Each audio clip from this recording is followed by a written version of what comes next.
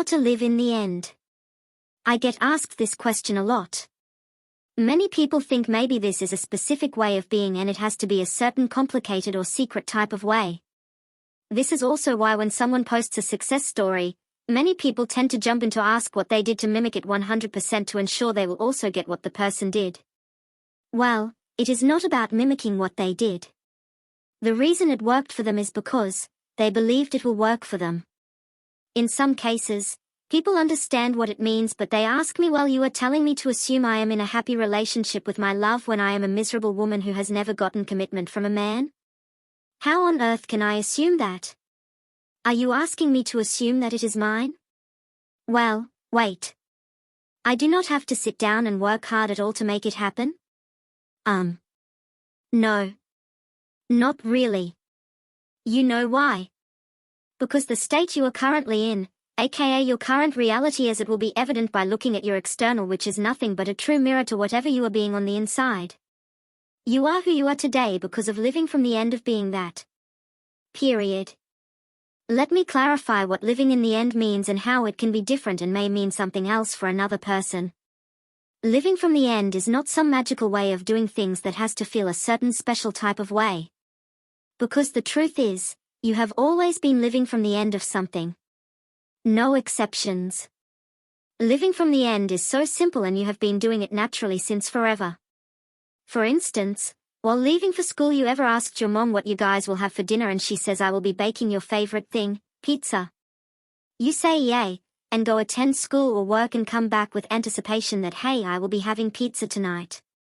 If one of your friends says come on let's hang out, I will fix you a sandwich, you will be like hey thanks mate, but I want to have dinner with my family. Why? Because you know your mom will have pizza served for dinner and you prefer that. So you live in the knowing and acceptance of the fact that there will indeed be pizza for dinner and surrender to it.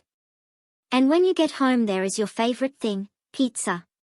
Now did you go around worrying all day during your lunchtime that hey what if mom runs out of flour and cannot bake the cake?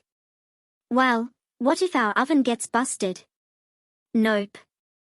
Or did you have to take out free time during your classes and get aside to affirm I will eat the best pizza tonight 100 times? Let me give another example. Have you ever had an experience where you were in the most perfect relationship ever? Your partner was being the sweetest person and pursuing you, yet in your head you were up to assumptions and different scenes, having mental arguments or already feeling a pending doom ahead like what if he dumps you? What if this does not work out? What if he is feeling I am not good enough for him, yada yada yada. Now did you have any proof of any of these things? Nope.